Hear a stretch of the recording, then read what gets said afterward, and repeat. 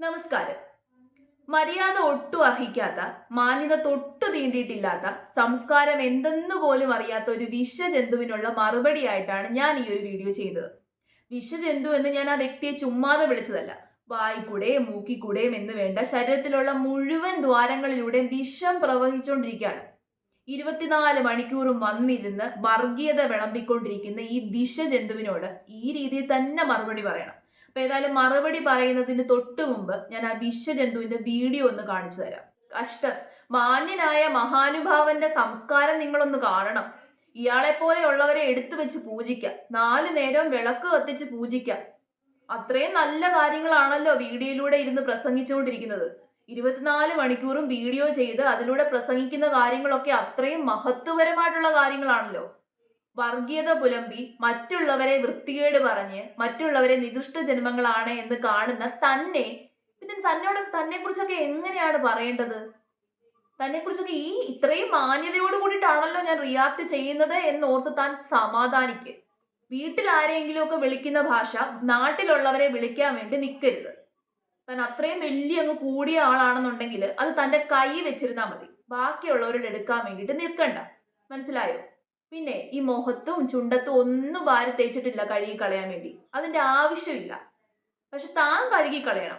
ബിംബാറിട്ട് ഒരച്ച് തേച്ച് കഴുകണം.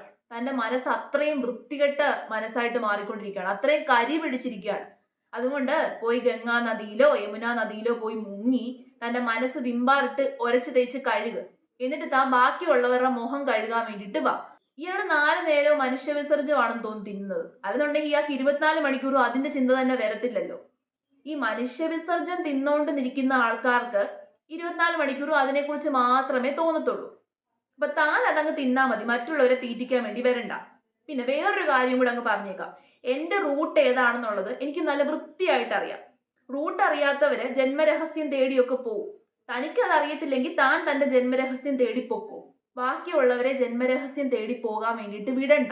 എന്റെ ജന്മരഹസ്യം എന്താന്നുള്ളത് എനിക്ക് നല്ല കൃത്യമായിട്ട് അറിയാം. തന്നെ പോലെ മാന്യതയില്ലാതെ വർഗീയത വിളമ്പിക്കൊണ്ടിരിക്കുന്ന, വിഷം വിളമ്പിക്കൊണ്ടിരിക്കുന്ന ആൾക്കാരോടൊക്കെ ഇതേ രീതിയിൽ തന്നെ മറുപടി പറയും. ഇതേ ഭാഷയിൽ തന്നെ മറുപടി പറയും. അതിന് എനിക്ക് ആരുടെ ഒത്താശയുടെ കാര്യമൊന്നുമില്ല. അതിപ്പോ ഹിന്ദു അല്ല, മുസ്ലിം അല്ല, ക്രിസ്ത്യൻ അല്ല, ഏത് ജാതിയിലുള്ളവരായിക്കോട്ടെ, ഏത് മതത്തിലുള്ളവരായിക്കോട്ടെ, തെറ്റ് ചെയ്യുന്നത് കണ്ടു കഴിഞ്ഞാൽ തെറ്റാണെന്ന് തന്നെ പറയും. അതിനൊരു പേടിയില്ല. അതിനൊരു ധൈര്യക്കുറവില്ല. അത് മുസ്ലിങ്ങൾ തെറ്റ് ചെയ്യുന്നത് കണ്ടു കഴിഞ്ഞാൽ അത് തന്നെ പറയും. ക്രിസ്ത്യൻസ് തെറ്റ് ചെയ്യുന്നത് കണ്ടാൽ അത് തന്നെ പറയും. ഞാൻ തെറ്റ് ചെയ്യുന്നവരുടെ മതം നോക്കിയല്ല സംസാരിക്കുന്നത്. മനസ്സിലായോ? തെറ്റ് ചെയ്യുന്നവരുടെ മതം നോക്കി സംസാരിക്കേണ്ട ഒരു ആവശ്യമില്ല. തെറ്റാരാണോ ചെയ്യുന്നേ അവരെ ചൂണ്ടിക്കാണിക്കാനോ അവരെ കുറിച്ച് സംസാരിക്കാനോ എനിക്ക് ഒരു പേടിയില്ല. തനിക്ക് അങ്ങനെ പേടിയുണ്ടെന്നുണ്ടെങ്കിൽ താൻ വാലും ചുരുട്ടി അവിടെ ഇരുന്നോ. എന്നെ ചീത്ത വിളിക്കാൻ വേണ്ടി വരണ്ട. വന്നു കഴിഞ്ഞാൽ താൻ വിവരം അറിയും.